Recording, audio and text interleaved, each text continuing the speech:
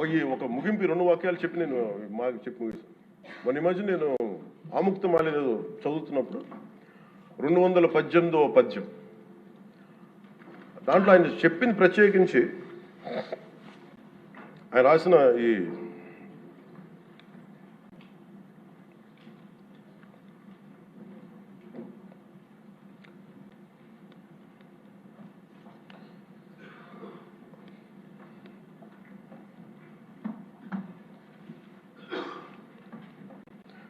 అంటే దేవాలయాల మీద డబ్బుల్ని ఎలా అంటే రాజుకి కర్తవ్యాన్ని ఉపదేశించే పద్యం. ఆయితికానికి ఇవ్వకు మమరాలయ ముఖ్యము, అతడు అర్థతృష్ణాయుతుడై నిజోర్వియగు నష్టికి ఆ ధనమును తరల్చి రాజు ఆయతనమునకు చేర్చు మరి అట్టిది ఆపత్యము కాన ఒంటిగాడే అధికారి కావలయ ఇంచుకు తిన్నను వాడే రూపురం. మనకు తెలిసిన మహా గొప్ప పరిపాలకులు కృష్ణదేవరాయలు రాసిన అముక్తమాల్యదలోనిది ఈ పద్యం. దేవుడి సేవలో ఎలాంటి వారిని నియమించాలో రాజుకు కర్తవ్యాన్ని ఉపదేశించే పద్యం.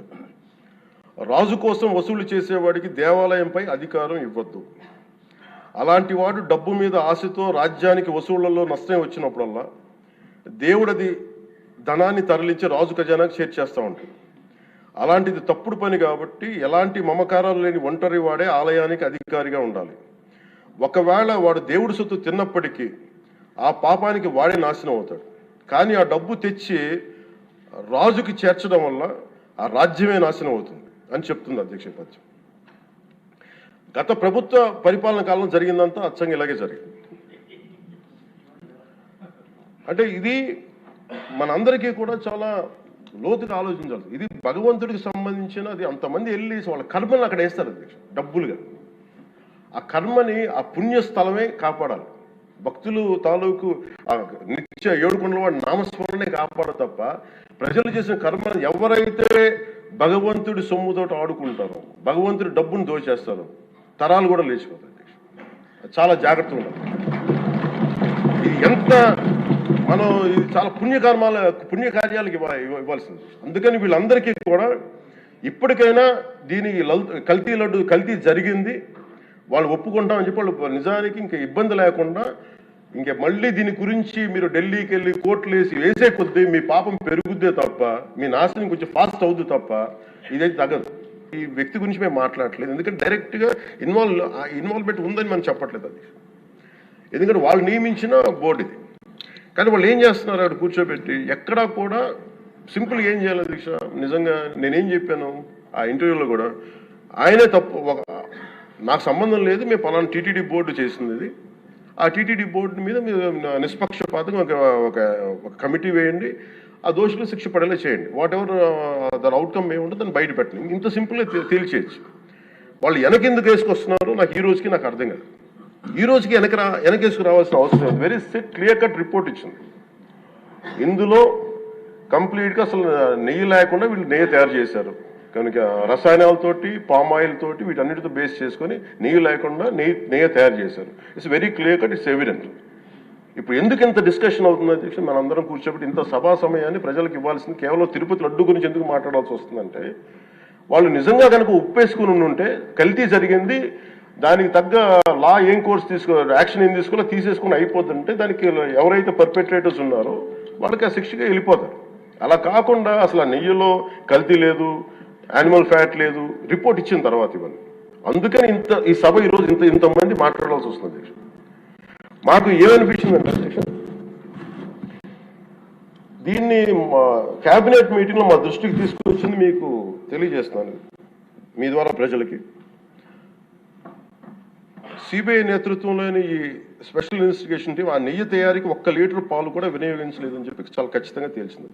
ఆ పామాయిల్లో రసాయనాలు కలిపి తయారు చేసినట్టు చెప్పింది. ఆ ఇతర రసాయనాలు ఏ మూలకాల నుంచి తయారయ్యాయో నిర్ధారణ చేసే సాంకేతికత, దానికి సంబంధించిన టెక్నాలజీ ఆ పర్టికులర్ మా వద్ద లేదనేది ఆ సిట్ తేల్చేసింది. ఈ కేసులో 36 మందిని నిందితులుగా తేల్చింది. శ్రీవారి ప్రసాదాన్ని అపవిత్రం చేసేందుకు ఒక ప్రణాళిక, ఒక ప్లాన్ ప్రకారం కుట్ర జరిగిందన్నట్టు సిట్ తెలియజేసింది. అలాగే దీనికి ముందు ఏం జరిగిందని చూస్తే తమకి నచ్చిన సంస్థలకి నెయ్యి సరఫరా కాంట్రాక్టులు కట్టబెట్టేందుకు ఒక ప్రణాళిక ప్రకారం టెండర్ నిబంధనలను సవరించారు. నెయ్యి సరఫరాకి సంస్థకి ఉండాల్సిన కనీస వార్షిక టర్నోవర్ 250 కోట్ల నుంచి 150 కోట్లకు తగ్గించారు. రోజుకి 4 లక్షల లీటర్ల పాలు సేకరించాలన్న నిబంధనని తొలగించారు. డైరీ రంగంలో 3 ఏళ్ల అనుభవం ఉండాలన్న నియమాన్ని ఏడాది కుదించారు. రోజుకి 12 టన్నుల వెన్నెయ్య తేయాల నిబంధనను కూడా 8 టన్నులుగా మార్చేశారు. అంటే ఒకరికి నెయ్యి కాంట్రాక్ట్ ఇవ్వాలంటే ఇన్ని నిబంధనల్ని తూట్లు పడిచారు. పోనీ అది చేసిన తర్వాత మళ్ళీ సవరణ అనంతరం వీళ్ళు ఎంపిక చేసిన సంస్థలు 20-21 మధ్య నెయ్యి సరఫరా చేశాయి. నెయ్యి సరఫరా చేసిన సంస్థకు అందుకు కావాల్సిన కనీస అర్హతలు లేవని సిట్ ఛార్జ్ షీట్లో ఉంది. వీరు నెయ్యి సరఫరాకి ఎంచుకున్న సంస్థలు బోలేబాబా అని కానీ దానికి అనుబంధ సంస్థలు మాల్గంగా, వైష్ణవి డైరీలు 1 లీటర్ కూడా నెయ్యిని పాల నుంచి తయారు చేయాలని స్పష్టంగా చెప్పారు. ఇది 1924 మధ్య 11 కోట్ల మంది భక్తులను శ్రీవారిని దర్శించుకుంటే ఆ కాలంలో మొత్తం 48 కోట్ల లడ్డు ప్రసాదాలు విక్రయం జరిగింది. దాంట్లో సుమారు 20 కోట్ల లడ్డూలు నకిలీ నెయ్యితో తయారయ్యాయని చెప్పి టీటీడీ రికార్డ్స్ తెలియజేస్తాం. ఆ 11 కోట్ల మందికి రసాయనాలతో నిండిన మన లడ్డూలు పంపించారు. అలాగే ఇందులో 1,00,000 లడ్డూలు కూడా అయోధ్య రామ మందిర ప్రారంభోత్సవానికి పంపిణీ చేశాం. పంపిణీ చేశారు. నేను మొన్న మన క్యాబినెట్లో మన గౌరవ ముఖ్యమంత్రి గారు మేమందరం కూర్చొని మాట్లాడుతున్నప్పుడు నాకు వెంటనే పర్సనల్గా మెసేజ్లు ఏంటంటే, అమరావతి మన ఈ అయోధ్యకి పంపిన లడ్డూలు ఈ లడ్డూలు కాదు, ఇవి వేరే లడ్డూలు. అలా ఎలా తేడా చెప్తారు వీళ్ళు? దానికోసం ప్రత్యేకంగా అంటే అక్కడ నిబంధనలు ఎక్కడా కూడా మీరు నెయ్యి మేము పలానోళ్ళు కొన్నారు మాకు డీటెయిల్స్ ఇస్తా ఉన్నారు. నేను సభాముఖంగా ఎందుకు వాళ్ళకి పేర్లు ప్రస్తావించారు, అది చెప్పిన వ్యక్తులు కానీ వీళ్ళు కానీ. నేను అడిగింది ఏంటంటే, ఓకే మీకు దాని మీద ఆధారాలు ఏమున్నాయి, మీరు ఈ లాటే పంపించారు అయోధ్యకి అనేది మీకు ఏముంటాయి, ఎక్కడ ఏం లేదు, అన్ని గాల్లో మాట్లాడుతున్నారు వీళ్ళందరూ. ఇప్పుడు మేము ప్రత్యేకించి మేము అడుగుతుంది ఏంటంటే, దీనికి సంబంధించి కంప్లీట్ పాలక మండలి బోర్డు, టీటీడీ పాలక మండలి board, they have to take responsibility. వాళ్ళని ఒక గత ప్రభుత్వాన్ని నడిపిన ముఖ్యుడైన వ్యక్తి వాళ్ళని వెనకేసుకొస్తున్నారంటే అందులో కూడా మీకు కూడా బాధ్యత తీసుకోవాల్సి వస్తుంది. అందుకని సభాముఖంగా మేము అందరికీ ఏం చెప్తున్నామంటే, let the law take its own course. ఎవరైతే దోషులు ఉన్నారో వాళ్ళకి శిక్ష పడాల్సిందే. మా ఉద్దేశం ఒకటే అధ్యక్ష, ప్రాబ్లం ఎక్కడ ఉంది అంటే ఇందులో మనందరం కూడా ఇందాక మన గౌరవ సభ్యులు మాట్లాడతా, నెల్లూరుకు సంబంధించి సోమిరెడ్డి గారు మాట్లాడతా, దర్గా కానీ మన కశ్మూర్ దర్గా గురించి వీటన్నిటి మాట్లాడుతూ ఉంటే, బేసిక్గా నేను కూడా నెల్లూరులో పెరిగాను కాబట్టి నేను అర్థం చేసుకోగలను. అది ఎక్కడా కూడా వేరే మతాలను కించపరచడం అనేది తెలియదు అది ఈ దేశం. అందుకే ఈ దేశం ఇలా ఉండేది కాదు. అలాంటి దేశం సాంప్రదాయాలని వీళ్ళు కూర్చోబెట్టి, కల్తీ జరిగిందంటే వెరీ సింపుల్గా ఏం చేయాలి, అడల్ట్రేషన్ జరిగింది, మేము కూర్చోబెట్టి దీన్ని కరెక్ట్ చేసుకుని మీరు కరెక్ట్ చేయండి, మేము మీకు మద్దతు ఇస్తాం, ఇంతే చెప్పాలి అధ్యక్ష.